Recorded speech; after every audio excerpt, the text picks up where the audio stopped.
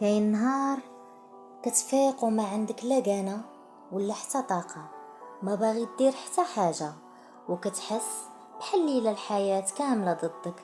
مشاكل من هنا، ضغط من هنا، والعقل ديالك عامر بالأفكار السوداء، وكتسول راسك فين غادي نوصل بهاد الحالة. الحقيقة اللي خاصك تعرف هو أن المورال ماشي حاجة كتجيب بوحدها. المورال قرار، ايه قرار. حيت الا تسنيتي الظروف يتحسنوا باش تتحسن نفسيتك، غادي تبقى تسنى حياتك كاملة.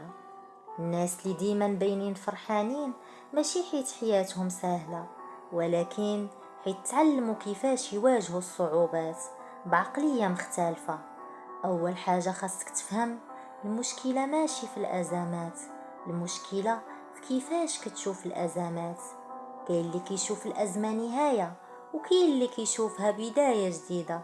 نفس الظروف ولكن عقلية مختلفة. دابا غادي نعطيك سر.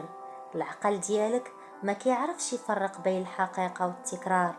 الا بقيتي كتقول انا ضعيف، انا عيان، انا ما نقدرش، غادي تولي فعلا هكا. ولكن الا درتي العكس، وحتى الا ما مقتنعش 100%، وقلتي غادي نحاول، غادي نصبر، غادي نوقف، راك كتبدل البرمجة ديال عقلك. تاني حاجة، حبس المقارنة. اخطر حاجة كتقتل المورال هي ملي كتشوف حياة الناس وتنسى حياتك. راه كل واحد عنده حرب داخلية، ولكن ماشي كل شي كيبان. انت كتشوف غير تصاور، ولكن ما كتشوفش المعاناة. ثالث حاجة، دير حركة حتى وإلا كانت صغيرة.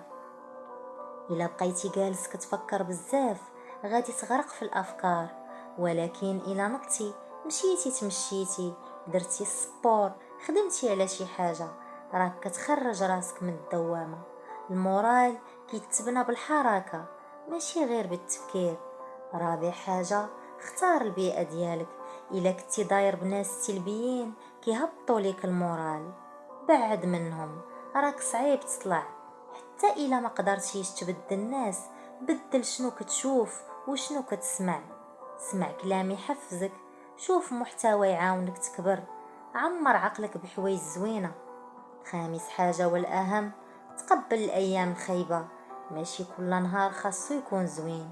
كاين أيام غادي تكون قاصحة، وغادي تحس براسك طايح، وهذا عادي.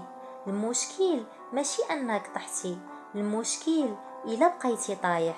القوة الحقيقية هي أنك تقدر تقول اليوم خيب، ولكن غدا نقدر نكون حسن، وكتكمل. حيث الحياة ماشي خط مستقيم، الحياة طلوع وهبوط. والمورال العالي ماشي أنك ديما فرحان، المورال العالي هو أنك ما كتستسلمش. إلا دابا حاس براسك غارق في الأزمات، اسمع مزيان، راه حتى هاد المرحلة غادي تدوز، ولكن السؤال هو واش غادي تخرج منها أقوى ولا أضعف. الاختيار ديالك.